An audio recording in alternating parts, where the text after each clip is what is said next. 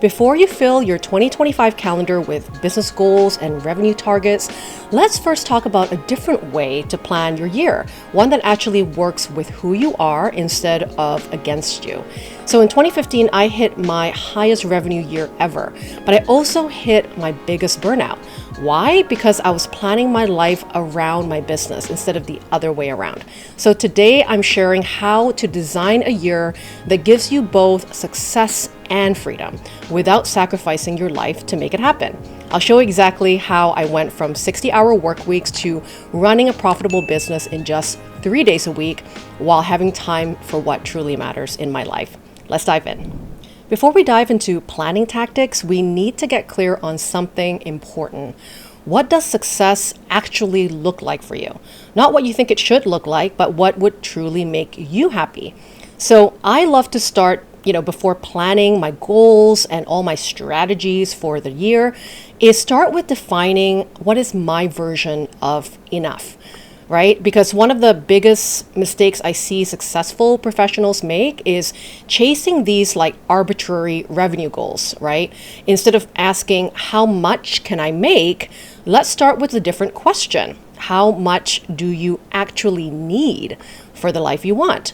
And most people don't really calculate the actual numbers, and they kind of think about what numbers or revenue goals that other coaches or gurus have said is the benchmark for success. But your life might be different. What you need and want to support you in living your ideal life, that number could look very different. So getting to that number is really important to make intentional decisions in your business.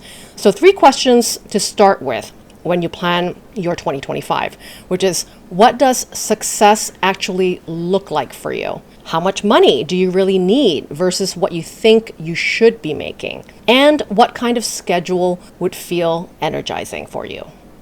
The next part of what I would love for you to look at as you're designing your year is how you can honor your natural rhythm. So we all have natural peaks and valleys in our energy.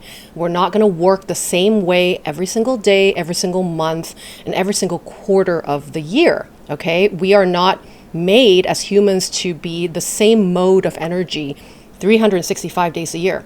So instead of fighting against our natural rhythm, what if we designed our year to work with them? So for example, in my natural rhythm, I know that in the beginning of the year, the first half of the year is where I plan my most energetic activities or strategies for my business. So if I'm launching something, or if I'm having certain projects that require more of my energy for the year, I tend to structure these in the beginning, first half of the year, and allow more maintenance work or reviewing work or just stuff that require lower energy for me to put into my business more towards the half of the year. And I also do this with how I structure my own 3-day work week. Now, I didn't used to work 3 days a week previously. It took a little burnout for me to understand that actually my natural rhythm, I'm a bit of a sprinter. I love little sprints in my week and then having some rest buffered in between the beginning of the week and the end of the week.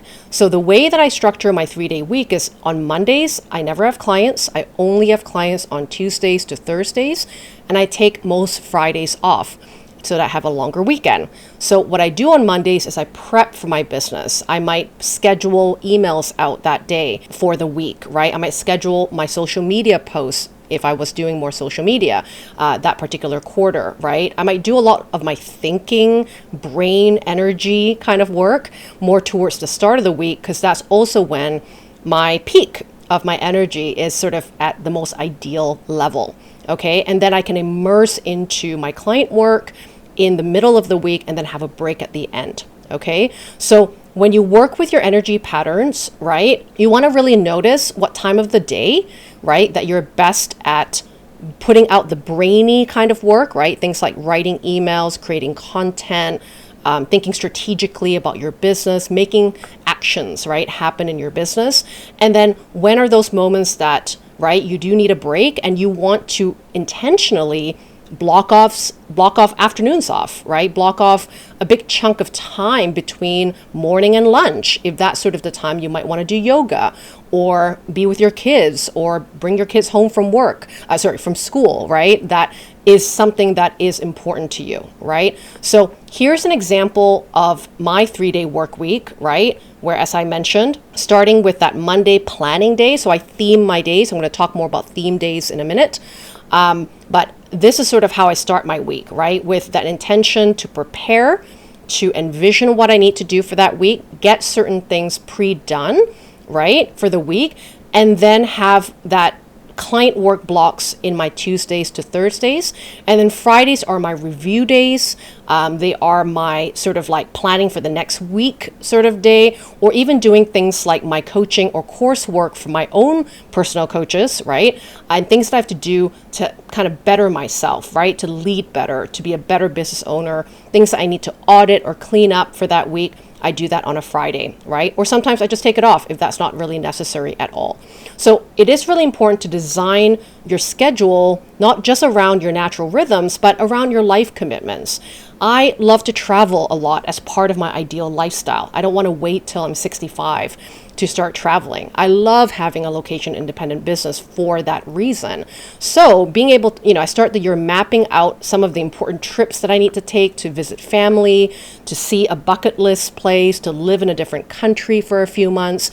I make sure I block those things off in my calendar so that when I'm planning out things like launches or new product design or, marketing campaigns or projects that require my attention, those are, designed in conjunction with my life commitments so that I don't feel pulled too thin when I have to focus on my family or my friends, right? For those blocks of scheduled travel time, and really create space for what really matters for you on a weekly basis, whether it's your family, travel, hobbies, health commitments, going to the gym, whatever those things that support you in being your best self, those things, need to have a block in your calendar. And when you do that, you will show up for those things in a much more committed way and be accountable to those things rather than waiting to see when you have time, which will never ever happen. So if you don't block it out, you don't schedule it into your schedule, it's never going to get done. Okay, so you can take a look and screenshot, right? Go back to the video where I showed my schedule and look at ways you can theme your days and block off certain times for your life commitments, for your energy, right? Blocks of time for certain types of work for your business. And that's going to help you to show up every week in a more consistent and more joyful way. And just a few little tips when you are plotting your schedule is you want to make sure that you're choosing what are your non-negotiables. So for example, what must be present for you to feel fulfilled? For me, I know that I need to have movement. I need to work out my body. I need to have like spaciousness in my calendar for me to feel like there is ease in my days. So that is intentionally blocked off every single day in my schedule. Second one is which boundaries need to be set. So for example, I don't want clients calling me or emailing me or just getting a hold of me any days. So for example, in my coaching agreements, right, with clients, the boundaries are I have certain office hours that they will get support and help. There's certain days that I show up in my online communities to answer questions. There might be times that I don't do live calls and instead I do more asynchronous like video feedback or, voicemail feedback in order to make sure that I don't have to get on Zoom calls every single day, which is something I loathe. I only want to get on calls when it really matters. So I have to set up different, right, tools or right ways that I can still be contacted by clients and colleagues, etc., but on terms, right, that are in the boundaries that I've been setting, right, for my business. And lastly, what values need to be honored, right? So sometimes for my clients who are introverts, for example, they need a lot of like pause and thinking time before they see a client, before they present the work, right? So those values of deep work thinking, right? Deep work space, that needs to be honored, and how you design the structure of even things that you offer or how you offer your services, right? Something for you to look at and review for the year so that you're not caught into the trap of doing a bunch of stuff you don't want to do or having to serve clients, right? Or give your services in a way that doesn't feel right for your personality and your values. One of the most impactful changes that I've implemented in my business in the last few years is switching from really rigid goals that I have to accomplish every year in my business to what I call monthly and weekly themes for what I know is important for me to do to move my business forward.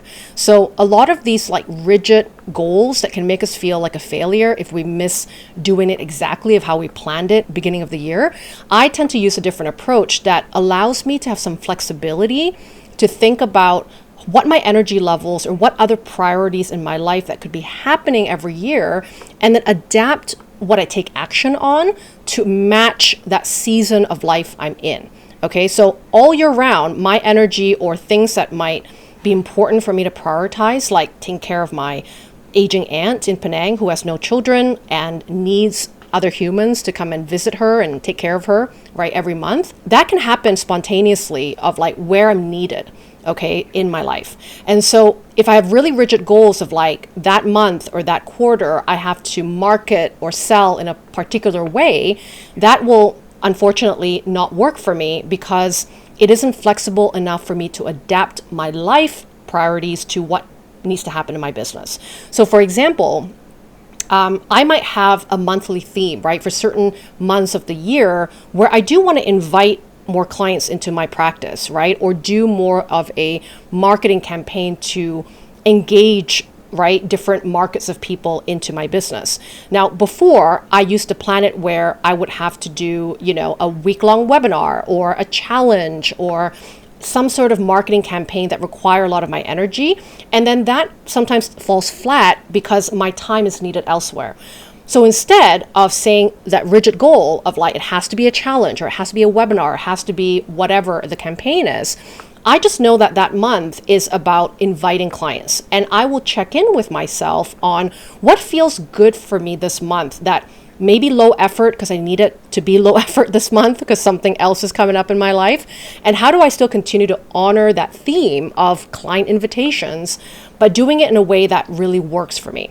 So for example, I wasn't feeling very well last year in the final quarter, where I did want to maintain some of my revenue goals before I end the year, right? And a big part of my ideas in the beginning was to do sort of an email campaign and write a lot and do a lot of filming of the videos, but I didn't really have energy for it because I wasn't feeling very well that month. So instead, what felt really good to me was sending little voicemails using my app called Warm Welcome, which I really love, to kind of look at a list of people that have worked with me in the last 1 to 2 years that haven't bought anything for the last 1 to 2 years after working with me, and send them a personalized video or voicemail, depending on how I felt that day, and checked in on my past clients. And that approach helped me to gain more clients for that quarter instead of some, overwhelming task like an email campaign or multiple videos to film in order to get to more clients, right? So having more of like a high level theme, which is so important as well to ensure that you're doing what you need to do, right, every quarter to move your business forward, but leaving some flexibility on how you might approach taking action for that particular goal. Okay. Another way to use monthly themes is how you might batch, right? Doing certain tasks in your business that you want to honor and be accountable for, right? Every month. But ensure that you're not having to do it sporadically throughout the month when you may not have the same type of energy every single week. So one of those non-negotiables for how I grow my business and run my business is filming videos just like this one on my YouTube channel every single month to ensure, because that is one of my biggest channels to welcome in new, fresh audience to my business, right? I don't want to rest on my loins, right? Like just because I don't feel like it, I don't populate that video channel because I know how important it is. So what I do is, because I'm more of a sprinter energy, I love to film what I need for like every 3 months at the top of every quarter. So as I'm filming you this right now, it's January, right? I will be filming videos for today and tomorrow in order for me to batch film what I need for my YouTube channel for the next 2 to 3 months. And that releases me from the pressure of having to be creative, energetic, right? And ready for the camera every single week, right? I do it all at once so that my brain is so focused on one core activity. And that really helps me to maintain the sustainable progress for channels and projects and things like that that I know are important for my business, but I don't want to have to do it every single week, right? So I know on my schedule, non-negotiable, top of every quarter, so January, April, right, every 3 months, I have 1 or 2 days that I dedicate to just providing and creating content.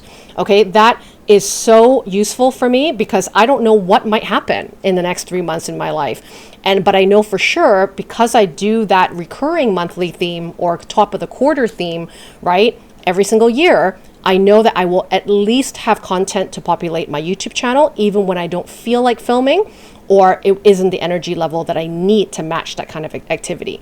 So really think about things that are recurring in your business that you need to be accountable for, that you need to do, and how can you add that to your calendar as a non-negotiable schedule, right? Every month or every quarter.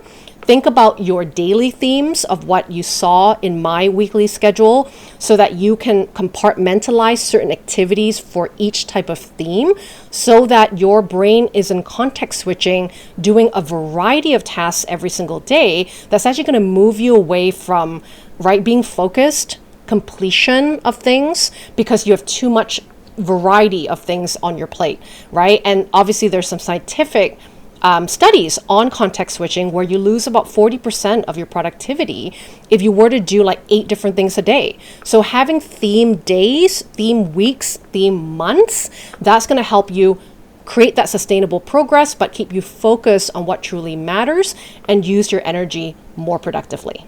Okay, I hope that you've gotten some really great tips for how to plan your year without sacrificing your life. And now that we've covered some of that framework, let's talk about how you can actually put this into practice. And I have a beautiful gift that I can give you that you can see in the link below this video to download a free intentional year review and planning worksheet. The exact process that I use to check in with myself and stay aligned throughout the year. Okay, the exercise is going to help you to start with a life design first, what you need in your life that's important for what's enough for your ideal life before you start business planning. And it's going to allow you to think about some of these strategies or actions you want to take in your business in the most simplified and easeful way, something that honors your personality, your approach, your values, right? That's going to make it more fun, more creative, for you to actually show up and do those things in your business without it being complicated or taking on any strategy that isn't right for you, okay? And it's also going to allow you to think about how you might build in white space and buffer room in your daily schedule. What do you need, right, in your day-to-day life that's not just work, that's going to allow you to show up for your work in a much more intentional way, okay? So take a look and download that free year planning worksheet. And if you need any support in planning out your year and actually having a plan for how you're gonna have the most purposeful and profitable year in 2025, you might want to check out my business planning intensive, which is going to be a link in the cards above this video, as well as below in the descriptions of this video, where I can support you one-on-one to plan your best year yet and to make sure that everything that you're going to do in your business is going to be perfect for exactly who you are, where you are, and also what's going to be the simplest, fastest way for you to be profitable this year. Thank you so much for joining me for this year's planning video. Let me know in the comments after you have downloaded your year planning worksheet what stood out for you, what's going to make things simple and easeful for you for your year this year. I'll love to hear from you. Thanks so much and see you in the next video.